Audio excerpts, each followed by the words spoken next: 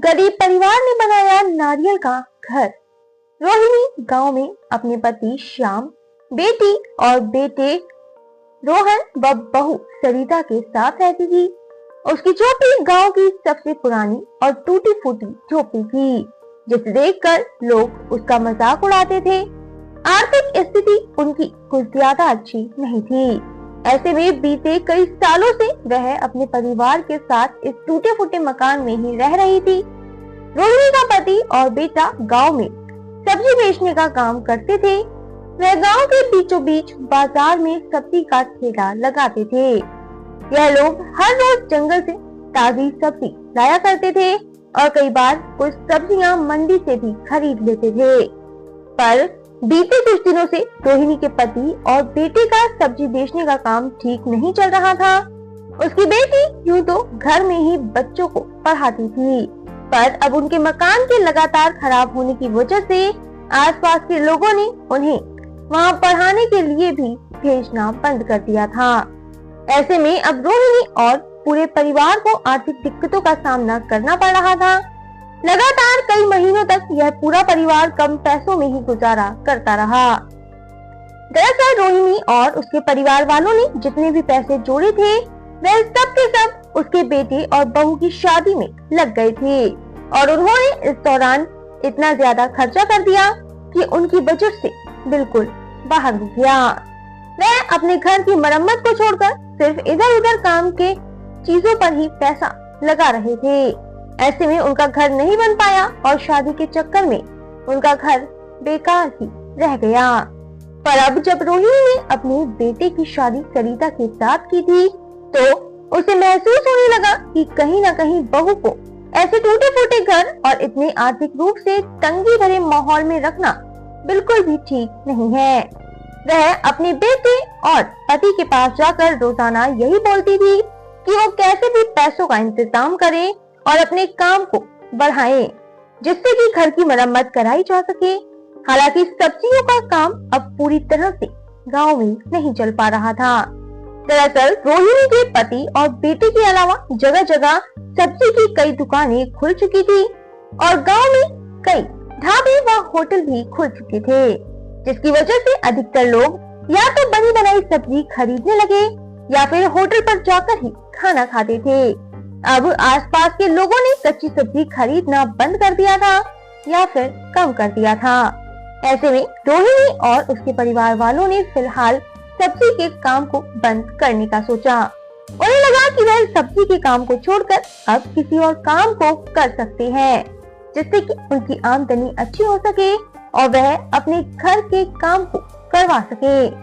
ऐसे में लाख सोचने के बावजूद भी इस परिवार को शुरू में समझ नहीं आया कि आखिर सब्जी के अलावा और कौन सा काम यह शुरू करें, क्योंकि एकदम नए काम को शुरू करना और उसे गांव में मजबूत कर पाना पॉसिबल नहीं था। यही वजह थी कि रोहिणी का पति और बेटा दोनों ही नए काम को शुरू करने से पहले बेहद परेशान थे और कुछ भी समझ नहीं पा रहे थे। वहीं अब बारिश का वक्त भी आ चुका था। एक तरफ जहां रोहिणी के घर में नई बहू आई थी, तो वहीं दूसरी तरफ अब अगस्त के महीने में तेज तेज बारिशों की वजह से कहीं न कहीं उन्हें दिक्कत होने वाली थी। एक दिन जब रोहिणी अपने घर पर बहू से बात कर रही थी और बाहर बैठकर खाना बना रही थी, तो अचानक मौसम खराब होने लगा। तेज आंधी तूफान चल रहे थे, आसमान में काले बादल छा चुके थे। अब धीरे धीरे बारिश की बूंदें भी गिरने लगी। ऐसे में रोहिणी और सरिता, जो बाहर बैठकर आंगन में खाना बना रही थी, वह बारिश की वजह से बेहद परेशान हो गई। उन्हें फटाफट अपना चूल्हा बुझाना पड़ा और कच्चा खाना ही अंदर ले जाना पड़ा। बारिश की वजह से ना तो अब उनके घर पर चूल्हा चल रहा था और ना ही उनका खाना पक सकता था। रोहिणी ने देखा कि इस तरीके से सरिता बहू बेहद परेशान हो गई है, उसके लिए खाना बनाना तक मुश्किल हो गया है। दरअसल उस वक्त खाने के अंदर बनाने का कोई भी इंतजाम नहीं था। ऐसे में रोहिणी बेहद ही मन उदास हो रही थी और उसे बहू की इस हालत को देखकर बहुत दुख भी हो रहा था। वहीं दूसरी तरफ जैसे तैसे उसकी बहू ने अपने घर के अंदर ही लकड़ी जलाकर खाना बनाने की कोशिश की। उसे लगा कि वो इस कच्चे खाने को पका सकती है। तो फ्रेंड्स, वीडियो में आगे बढ़ने से पहले यहाँ आपके लिए एक इम्पॉर्टेंट जानकारी है। अब आप templeblessing.com से आज ही free of cost Haridwar Ganga जल मंगा सकते हैं। हमारी वेबसाइट से आपको फ्री में अब जब गंगा जल मिल रहा है तो आप इसके बारे में अपने फ्रेंड्स और कलीग्स को ज़रूर बताएं, जिससे कि वह भी इसका लाभ उठा सकें। वैसे अब आप templeblessing.com से गंगा जल लेने के अलावा घर बैठे पूजा बुक भी करा सकते हैं। ज़्यादा जानकारी के लिए हमारी वेबसाइट पर ज़रूर विजिट करें। तो चलिए हम वीडियो में आगे बढ़ते हैं। सरिता बार बार चूल्हा जला रही थी, पर तेज हवाओं के कारण वह चूल्हा बुझ रहा था। वहीं अब दूसरी तरफ रोहिणी की बहू ने चूल्हा तो जला लिया था, हालांकि उसकी आंच कम थी और उसने उस पर खाना भी रख दिया। पर अब कुछ देर बाद जब यह बारिश लगातार बढ़ी तो उन्होंने देखा कि उनकी छत से भी पानी गिरने लगा था। रोहिणी की बहू सरिता ने जहां पर अपना चूल्हा बनाया था, अब उसके चूल्हे के ऊपर भी पानी गिर रहा था। उसकी सब्जी भी बारिश के पानी की वजह से खराब हो गई। हालांकि उसकी बहू ने फटाफट वहां से अपनी सब्जी को उठाया और साइड में ढक कर रख दिया। ऐसे में अब रोहिणी अपनी बहू के पास गई और उसने कहा कि बेटा, मुझे बहुत शर्मिंदगी है कि तुम्हें इतने टूटे फूटे घर में रहना पड़ रहा है, पर सब कुछ ठीक हो जाएगा। तुम बुरा मत मानो, मैं बहुत जल्द अपने बेटे और पति से कहकर ये मकान की मरम्मत करा दूंगी। वहीं अब दूसरी तरफ जब बारिश लगातार तेज हो रही थी तो कहीं न कहीं उनकी छत भी इसे बर्दाश्त नहीं कर पाई और जो पानी बूंद बूंद करके अंदर आ रहा था वह अब इकट्ठा ही छत से नीचे आने लगा। जहाँ चूल्हा बना था वहाँ भी अब पानी भर चुका था और जहाँ पर इस परिवार का सामान रखा था वह भी पानी से भर चुका था। अब उनकी छत भी पानी को नहीं रोक पा रही थी। ऐसे में जैसे तैसे रोहिणी ने हिम्मत करके सरिता से कहा कि बेटा, हमारी छत हर बार यूं ही चूती है, तुम ऊपर जाकर तिरपाल रख दो जिससे पानी ज्यादा नीचे नहीं आएगा। ऐसे में फिलहाल सरिता भीगती हुई ही छत पर गई। उसने छत पर तिरपाल रखा, पर आंधी तूफान इतना तेज था और बारिश इतनी तेज हो रही थी कि तिरपाल भी उनकी छत को नहीं बचा पाया और उनकी छत पूरी पानी से भर गई। इसके बाद उनके घर पर भी पूरी तरह पानी भर चुका था। फिर जैसे ही सरिता नीचे आई तो रोहिणी ने देखा कि वो पहले ही भीग चुकी है और फिर अंदर भी इतना पानी भर चुका था कि उनके पैर पानी में डूबे हुए थे। ऐसे में एक तरफ जहाँ सामान का नुकसान हुआ तो वहीं अब सरिता और रोहिणी पानी को देख देख कर बेहद घबरा रहे थे। उन्हें इस बात का डर था कि अगर लगातार बारिश ऐसे ही होती रही तो उनके घर के अंदर और ऊपर तक पानी भर जाएगा, जिससे सारी चीजों का नुकसान होगा और जो भी चीजें सरिता के ससुराल से आई थी वह भी खराब हो जाएंगी। ऐसे में फिलहाल तिरपाल से तो कोई फायदा नहीं हुआ, पर दूसरी तरफ अब रोहिणी का पति श्याम और बेटा रोहन भी अपना ठेला लेकर आ चुका था। वह बेहद मायूस मन के साथ अपने घर के अंदर आए। वह अपने घर में पानी को देखकर बेहद परेशान हो गए। दरअसल आज भी उनकी कोई बिक्री नहीं हुई थी। खराब मौसम और बारिश की वजह से रोहन और श्याम की कोई सब्जी नहीं बिकी थी। ऐसे में उन्हें वहाँ की मायूसी थी और अपने घर को देखकर वे और ज्यादा मायूस हो गए। यह सब कुछ देखकर अब रोहिणी अपने पति और बेटे से कहने लगी कि देखो, हमारे घर में पानी कितना भर गया है और फिर हमारा घर चारों तरफ से खराब है, जिसकी वजह से हम पानी को नहीं रोक सकते। यह सुनकर रोहन को बेहद बुरा लगा और एहसास हुआ कि वह अपने घर के लिए कुछ भी नहीं कर पा रहा। वहीं दूसरी तरफ श्याम ने भी कहा कि हमारी भी मजबूरी है, हम भी कोशिश कर रहे हैं, पर क्या करें, हमारा कोई भी काम नहीं चल रहा। ऐसे में अब बारिश बाहर रुक चुकी थी। यह परिवार टांगों तक पूरा पानी से भीगा हुआ था। फिलहाल सबने मिलकर पानी को बाल्टी भरकर बाहर निकाला। जैसे तैसे ये पूरा परिवार पानी को बाहर निकालकर अपना घर साफ करने लगा और जिन भी चीजों पर पानी पहुंचा था इन्होंने उसे भी साफ किया। ऐसे में अब सभी ने पहले तो बिस्तर पर बैठकर खाना खाया, क्योंकि नीचे की जगह बेहद ज्यादा भीगी हुई थी। जब सरिता सबको खाना परोस रही थी तो उन्होंने देखा कि बारिश की वजह से उनका खाना भी खराब हो गया है और थोड़ा बारिश का पानी सब्जी के अंदर था, वही रोटियां नहीं बनी थी। ऐसे में अब सरिता खाना भी नहीं बना सकती थी क्योंकि अंदर भी गीला था और बाहर भी चूल्हा नहीं जल सकता था। सभी ने कच्ची सब्जी के साथ ही अपना गुजारा किया। सब खाना खाकर जैसे तैसे गीले माहौल में ही घर पर सो गए। तो फ्रेंड्स, वीडियो में आगे बढ़ने से पहले यहाँ आपके लिए एक इम्पॉर्टेंट जानकारी है। अब आप templeblessing.com से आज ही free of cost Haridwar Ganga जल मंगा सकते हैं। हमारी वेबसाइट से आपको फ्री में अब जब गंगा जल मिल रहा है तो आप इसके बारे में अपने फ्रेंड्स और कलीग्स को ज़रूर बताएं, जिससे कि वह भी इसका लाभ उठा सकें। वैसे अब आप templeblessing.com से गंगा जल लेने के अलावा घर बैठे पूजा बुक भी करा सकते हैं। ज़्यादा जानकारी के लिए हमारी वेबसाइट पर ज़रूर विजिट करें। तो चलिए हम वीडियो में आगे बढ़ते हैं। हालांकि इस दौरान सोते वक्त ही रोहन ने अपनी पत्नी से पहले तो माफी मांगी कि उसे इतने बुरे माहौल में रहना पड़ रहा है और शादी के बाद उसे एक अच्छा ससुराल नहीं मिला। वहीं दूसरी तरफ रोहन ने अपनी पत्नी को समझाया कि उनका सब्जी का काम सही से नहीं चल पा रहा और ऐसे में उनको आर्थिक दिक्कतें ज्यादा हो रही हैं। रोहन अपनी पत्नी से कहने लगा कि उन्हें किसी और काम की तरफ ध्यान देना चाहिए क्योंकि ये काम अब बंद हो जाएगा। फिलहाल सरिता ने अपने पति को समझाया कि अगर उन्हें ऐसा लगता है कि सब्जी का काम नहीं चल पा रहा और इसमें बरकत नहीं है तो उन्हें ये छोड़कर कुछ और काम करना चाहिए। सरिता ने अपने पति को कहा कि वो चाहे तो नारियल का काम शुरू कर सकते हैं क्योंकि नारियल बेचने से उनकी अच्छी खासी कमाई हो जाएगी। और फिर एक ही नारियल गांव में बेहद महंगा मिलता था, हालांकि ये मंडी में सस्ता मिल जाता था। जब रोहन इसे इकट्ठा लेगा तो उसे ये सस्ता मिलेगा। सरिता अपने पति को यही समझा रही थी कि तभी उधर से उसकी सास आ गई। उसकी सास भी रोहन को यही समझाने लगी कि बेटा कुछ दिन तुम नारियल का काम करके देख लो, हो सकता है कि नारियल के काम में तुम्हें बरकत हो। ऐसे में अगले दिन जब रोहन और श्याम अपना ठेला लेकर मंडी में सब्जी खरीदने गए तो उन्होंने सब्जी के बजाय नारियल ले लिया। वह कुछ दिन तक नारियल का ठेला लगाते रहे।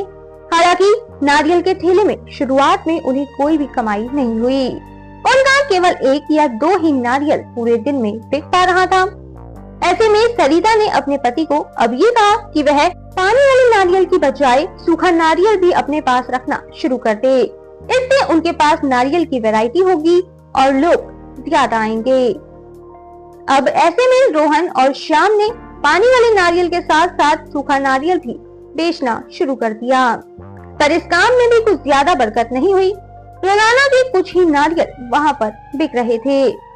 अब जब लगातार इसमें भी कोई बिक्री नहीं हुई तो श्याम और रोहन मायूस रहने लगे थे। वहीं दूसरी तरफ जब नारियल के कुछ खाली छिलके उसके घर पर आते थे तो ऐसे में सरिता ने अपना दिमाग लगाना शुरू कर दिया।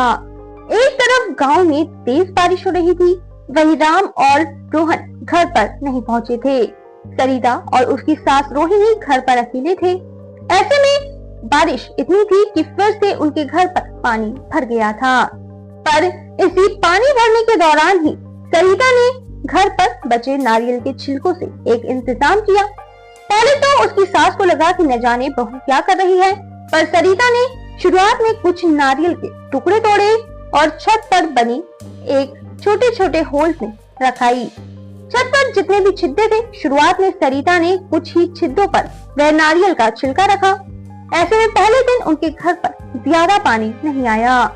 इससे सरिता को ये समझ आ गया कि वह चाहे तो नारियल के छिलकों से अपने घर को सुधार सकती है और इसकी मरम्मत खुद ही कर सकती है।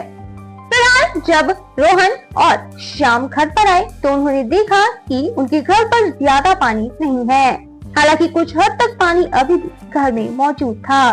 पहले तो वो सब कुछ देखकर बेहद हैरान रह गए। उन्हें लगा कि शायद ये तिरपाल का कमाल है, पर रोहिणी ने अपने पति और बेटी को बताया कि यह तिरपाल का नहीं बल्कि हमारी बहू सरिता का कमाल है। देखो उसने कितना अच्छा दिमाग लगाया है। अब सरिता अपनी सास और ससुर से ये बोलने लगी कि आप बिल्कुल ही परेशान मत होइए। आप जिस नारियल को नहीं बेच पा रहे, मैं इस नारियल से आपको घर को ठीक करके दिखाऊंगी। पहले तो उसकी सास और पति व ससुर को भरोसा नहीं हुआ, पर उन्होंने सरिता को कुछ भी नहीं कहा और वह रात का खाना खाकर अपने अपने बिस्तर में सो गए। अगले दिन जब श्याम और रोहन अपना ठेला लेकर काम पर निकले तो वहीं दूसरी तरफ उसकी सास पड़ोस के घर पर चली गई। ऐसे में सरिता अपने घर पर अकेली थी। तो फ्रेंड्स, वीडियो में आगे बढ़ने से पहले यहाँ आपके लिए एक इम्पॉर्टेंट जानकारी है। अब आप templblessing.com से आज ही free of cost Haridwar Ganga जल मंगा सकते हैं। हमारी वेबसाइट से आपको फ्री में अब जब गंगा जल मिल रहा है तो आप इसके बारे में अपने फ्रेंड्स और कलीग्स को ज़रूर बताएं, जिससे कि वह भी इसका लाभ उठा सकें। वैसे अब आप templblessing.com से गंगा जल लेने के अलावा घर बैठे पूजा बुक भी करा सकते हैं। ज़्यादा जानकारी के लिए हमारी वेबसाइट पर ज़रूर विजिट करें। तो चलिए हम वीडियो में आगे बढ़ते हैं। सरिता बाजार से कुछ मिट्टी और लकड़ी लेकर आई, वहीं दूसरी तरफ उनके घर पर बेहद सारे नारियल के छिलके रखे हुए थे। ऐसे में सरिता ने छत पर जो भी दरारें थी उन्हें नारियल के छिलकों और मिट्टी से भरना शुरू कर दिया। जो खिड़कियां खराब थी वह उसको भी लकड़ी की सहायता से ठीक करने लगी। सरिता ने धीरे धीरे अपनी पूरी छत को नारियल के छिलकों से कवर कर दिया था और अंदर भी नारियल के छिलकों व मिट्टी से लेप लगा दिया था। इस तरह जो भी दरारें व छिद्रे थे अब वह कम हो चुके थे। वहीं दूसरी तरफ उसने घर के बाहर ही नारियल से ही एक छोटी सी रसोई बना ली थी। इस रसोई में चूल्हा और कुछ बर्तन रखे थे। सरिता को अपने इस काम पर इतना भरोसा था, उसे लगा कि अब उनके घर पर ना तो बारिश का पानी आएगा और ना ही वह खाने के लिए परेशान होंगे। ऐसे में सरिता बस इसी मन के साथ सारा काम करती रही। वह शाम तक अपनी रसोई और अपना पूरा घर नारियल से तैयार कर चुकी थी। ऐसे में अब जब उसकी सास और उसका पति घर पर लौटे तो उन्होंने देखा कि सरिता ने एक नई रसोई बना दी है और वो भी नारियल की मदद से बनाई है। पहले तो वो सब के सब इसे देखकर उसका मजाक उड़ाने लगे। वह कहने लगी कि ये तुमने क्या कर दिया है, देखो अभी बारिश होगी और ये सब कुछ खराब हो जाएगा और तुम्हारी मेहनत भी बेकार हो जाएगी। वहीं दूसरी तरफ जब वो घर के अंदर गए तो उन्होंने देखा कि सारी खिड़कियां और पूरी छत की मरम्मत हो चुकी थी। सरिता ने अकेले ही सारा काम किया था। ऐसे में अब रोहिणी अपनी बहू से कहने लगी कि बेटा तुमने बेकार में ही अपना टाइम बर्बाद किया है, देखना अब बारिश आएगी और फिर से हमारे घर में पानी भर जाएगा। यह तुम्हारा बचपना है और अब देखना कि इसका किसी को भी फायदा नहीं होगा। ऐसे में अब फिलहाल सरिता ने अपने घर वालों को कहा कि कोई बात नहीं माँ जी, अगर ऐसा कुछ भी हुआ तो इसमें कोई बड़ी बात नहीं है, मैंने एक कोशिश की है, देखते हैं इसका फल हमें क्या मिलता है। अब सरिता ने पहले तो सबको खाना खिलाया और सब खाना खाकर सो गए। वहीं दूसरी तरफ अब रात को फिर से तेज हवाएं और आंधी तूफान चलने लगा। अचानक ही तेज तेज बारिश हो रही थी, पर इस बार जब बारिश हुई तो घर के अंदर सो रहे सरिता के ससुराल वालों को कुछ भी पता नहीं चला। बारिश लगातार बेहद तेज हुई पर सरिता का ससुराल मजे से सोया रहा। ऐसे में सब के सब सुबह के वक्त उठे। सबने देखा कि बाहर तो बारिश है पर उनके घर के अंदर और रसोई में पानी की एक बूंद तक नहीं गिरी। यह देखकर सरिता की सास, ससुर और पति बेहद खुश हो गया। उन्होंने देखा कि सरिता ने बेहद दिमाग वाला काम किया है और खराब पड़े नारियल से ही पूरे घर को तैयार करके सबको बचा लिया है। इससे ना तो उनके घर में पानी आएगा और ना ही उनका घर खराब होगा। अब रोहिणी और पूरा ससुराल सरिता की तारीफ कर रहा था। वहीं सरिता ने अब अपने ससुराल वालों को ये कहा कि कोई बात नहीं, अगर हमारा नारियल का काम भी नहीं चल रहा तो हम इसी तरीके से लोगों के घर बनाकर अपना काम संवार सकते हैं। अब सरिता का पति और ससुर इसी नारियल के घरों को बनाने का काम शुरू करने लगे। यह नारियल के घर और रसोई लोगों को इतनी पसंद आई कि हर कोई उन्हें अपने घर पर बनवाना चाहता था।